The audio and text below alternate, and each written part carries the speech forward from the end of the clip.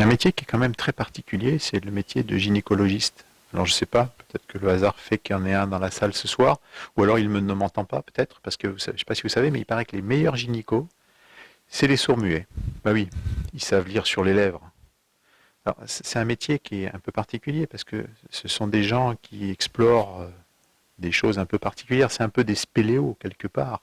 Ils ont la même lampe, et puis donc, je vous disais, ils explorent des endroits que les autres ne voient pas. Alors, je vais vous raconter l'histoire de la nana qui est chez le gynéco, donc les jambes écartées, le gynéco qui a la main dedans en train de faire un prélèvement, et d'un seul coup le téléphone sonne. Il prend son téléphone.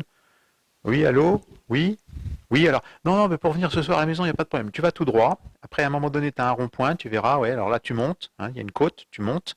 Après, tu vas aller sur la droite, un peu plus loin, tu vas beaucoup plus loin là-bas, tu feras toute la courbe, et quand tu reviens, tu verras, tu prends la première à gauche, et là, tu verras la maison, elle est par là.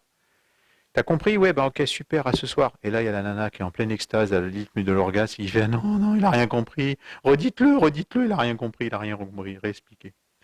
Sinon, c'est deux homosexuels, deux PD, qui vont voir un gynéco et qui lui disent ah ben alors docteur, on voudrait être parents. Le gynéco, il dit bah moi je peux rien pour vous, les gars, morphologiquement c'est pas possible quoi. Mais oui, mais nous on veut être parents, on veut être papa. Il dit bah je peux pas. Sinon, j'ai une solution. On trouve une mère porteuse. Il y en a un des deux qui fait un don. Mère porteuse, moyen en finance. Si vous avez de l'argent, je m'en occupe. Je prendrai ma petite quote-part au passage.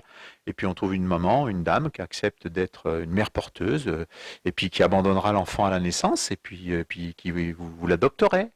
Ah ben oui, c'est bien ça, on est d'accord, docteur, on veut ça, on veut ça. Alors le gynéco fait le nécessaire, il trouve quelqu'un, moyennant finance, et puis il dit aux deux PD, ben maintenant, il faut donner du sperme et aller le porter au centre spécialisé qui va inséminer la dame qui accepte d'être la mère porteuse. Alors ils vont tous les deux. Puis là, ils se posent la question, ah, qui c'est qui donne? C'est toi, c'est moi? Puis là, ils ont une idée, et ben on va donner tous les deux. Alors discrètement, ils mélangent tous les deux, ils prennent leur sperme tous les deux, ils mélangent, puis ils donnent ça à l'infirmière. Ben voilà. Puis voilà, ils s'en vont. Puis ben 9 mois après, le gynéco les rappelle. Et leur dit, ben, j'ai une bonne nouvelle, hein, ça y est, ça s'est bien passé, la dame a accouché, donc conformément à tous les papiers moyennant finance, elle a abandonné l'enfant, vous pouvez aller le voir, il est à vous, et c'est un petit garçon.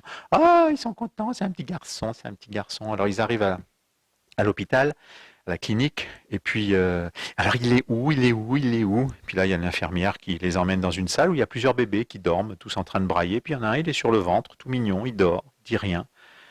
C'est celui-là.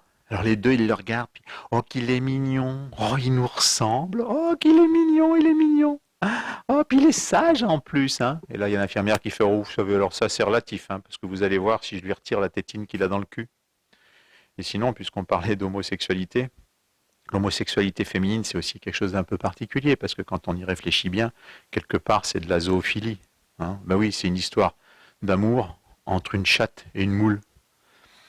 Et la question substantielle, la question importante qu'il reste dans tous les cas, c'est une question shakespearienne.